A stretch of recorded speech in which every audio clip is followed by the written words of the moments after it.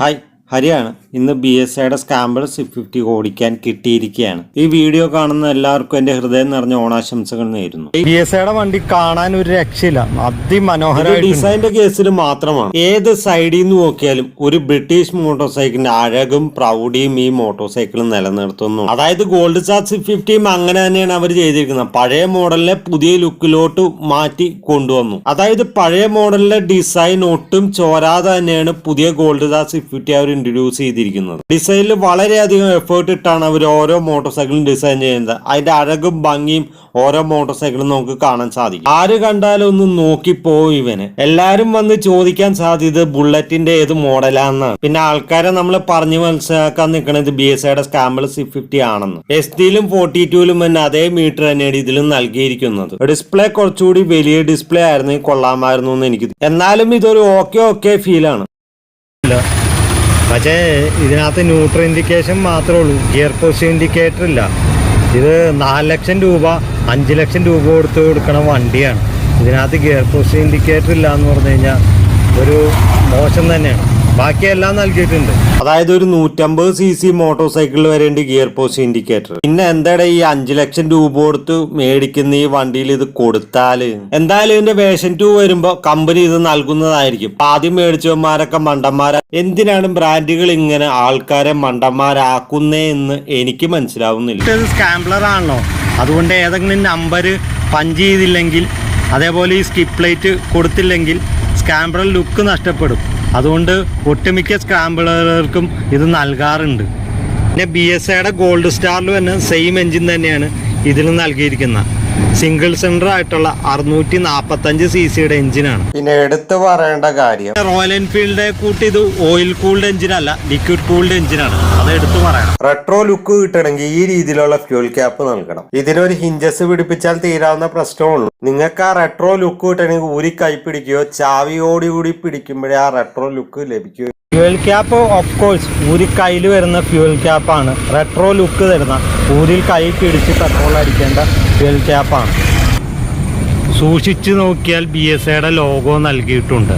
Fuel ക്യാപ്പിൽ ഇവരുടെ പഴയ ലോഗോയും ഇവര് സ്റ്റാർട്ട് ചെയ്ത വർഷവും നൽകിയിരിക്കുന്നു. BSIയുടെ ബാൻഡം 350-ലും വരാൻ പോകുന്ന സൈലൻസറും ഇത് തന്നെയാണ്. ഇതിനകത്ത് ട്യൂബുള്ള സ്പോക്ക് വീലാണ് നൽകിയിരിക്കുന്നത്, ട്യൂബ്ലെസ് വീലല്ല. ഈ റേറ്റിലും നമുക്ക് ട്യൂബ്ലെസ് വീല് ലഭിക്കുന്നില്ല. ബാക്കിൽ LED ആയിട്ടുള്ള ടെയിൽ ലൈറ്റ് ആണ് നൽകിയിരിക്കുന്നത്. ജാവയുടെയും STയുടെയും സെയിം ടെയിൽ ലൈറ്റ് തന്നെ. ഇൻഡിക്കേറ്ററും സെയിം തന്നെയാണ്. Look at that Chrome finish. എന്റെ ഫേസ് അതിനകത്ത് കാണാൻ സാധിക്കുന്നതാണ്. എന്തിന് ഈ കാണുന്ന സീറ്റിൽ വരെ BSIയുടെ ബ്രാൻഡിങ് അവന്മാർ നൽകിയിട്ടുണ്ട്. വണ്ടി ഓടിച്ചു നോക്കാതെ സീറ്റിന്റെ കംഫർട്ടിനെ പറ്റി എനിക്ക് പറയാൻ പറ്റില്ല. ലോങ് റൈഡ് ഓടിക്കണം. ഇതിനുള്ള ഉത്തരം എന്റെ മെയിൻ ചാനലായ സ്കഡ് മീഡിയ TVയിൽ ഇട്ടിട്ടുണ്ട്. സസ്പെൻഷൻ ടെലിസ്കോപ്പിക് ഫോർക്കാണ്. അതിനകത്ത് റബ്ബർ ബൂട്ട് നൽകിയിരിക്കുന്നു. USB ഫോർക്ക് നൽകിയിട്ടില്ല. അതൊരു പോരായ്മയായിട്ട് എനിക്ക് തോന്നി. പിന്നെ എടുത്തു പറയേണ്ട ഇവന്മാരുടെ ഒരു ബ്രാൻഡിലും USB ഫോർക്ക് നൽകുന്നില്ല. അപ്പൊ പിന്നെ ഈ മോഡലിൽ നൽകാത്തതിൽ വലിയ അതിശയമൊന്നുമില്ല. ഇതിന്റെ കോമ്പറ്റീറ്റർ ആയിട്ടുള്ള BR 650-ൽ USB ഫോർക്ക് നൽകുന്നുണ്ട്. അപ്പൊ ഇതിനും USB ഫോർക്ക് നൽകാമായിരുന്നു. ഈ മോട്ടോർ സൈക്കിളിന്റെ വില വെച്ച് ഇത് USB ഫോർക്ക് ആഗ്രഹിക്കുന്നുണ്ട്. ഇതിന് വേണം. ഫ്രണ്ടിലും ബാക്കിലും ബ്രംബോയുടെ ബ്രേക്സ് ആണ് നൽകിയിരിക്കുന്നത്. ബേസിക്കലി ഈ വണ്ടി എടുത്തു കഴിഞ്ഞാൽ നിങ്ങൾ ഫേസ് ചെയ്യാൻ പോകുന്ന പ്രശ്നം പാർട്സിൻ്റെ ഇഷ്യൂ ആണ്. അതായത് വിദേശത്തൊക്കെ നിങ്ങൾ ഡോക്ടറെ കാണാൻ ചീട്ടെടുത്തിട്ട് മാസങ്ങളോളം കാത്തിരിക്കില്ലേ, അതേപോലെയാണ്. നിങ്ങൾക്ക് ഡോക്ടറെ കാണാൻ സാധിക്കും, മരുന്ന് ലഭിക്കില്ല. ആ അവസ്ഥയാണ് ഈ മോട്ടോർ സൈക്കിളിൽ നിങ്ങൾ പെടാൻ പോകുന്ന കാര്യം. ഇപ്പോൾ വാങ്ങാൻ പോകുന്ന ആൾക്കാരൊക്കെ സ്വന്തമായിട്ട് തന്നെ റിപ്പയർ ചെയ്യാൻ നോക്കുക. സ്വന്തമായിട്ട് റിപ്പയർ ചെയ്യണമെങ്കിലും നിങ്ങളുടെ കയ്യിൽ പാർട്സ് ലഭിക്കണം. അപ്പോൾ നിങ്ങൾ പാർട്സ് ലഭിക്കാനായിട്ട് ഈ പഴയ മോട്ടോർ സൈക്കിളുകളുണ്ടല്ലോ, റോയൽ എൻഫീൽഡിൻ്റെയൊക്കെ, അതേപോലെ മാസങ്ങളോളം കാത്തിരുന്നിട്ട് വേണം പാർട്സ് ലഭിക്കാൻ. പാർട്സ് ലഭിച്ചിട്ട് വേണം നിങ്ങൾക്ക് റിപ്പയർ ചെയ്ത് ഓടിക്കാൻ. പഴയ റെട്രോ മോട്ടോർ സൈക്കിൾ കൊണ്ടു നടക്കണ പോലെ ഈ സാധനം കൊണ്ടു നടക്കും. ഇത്ര മാത്രമാണ് ഈ മോട്ടോർ സൈക്കിളിനെ പറ്റി എനിക്ക് പറയാനായിട്ടുള്ളൂ. ചില സർവീസ് സെന്ററിലൊക്കെ നല്ല ടെക്നീഷ്യൻസ് ഉണ്ടെങ്കിൽ കൂടി പാർട്സ് പ്രോപ്പറായിട്ട് കിട്ടുന്നില്ല. അപ്പൊ വീഡിയോ കാണുന്ന ഒരു ചാനൽ സബ്സ്ക്രൈബ് ചെയ്തിട്ട് വീഡിയോ കാണാൻ നോക്കുക.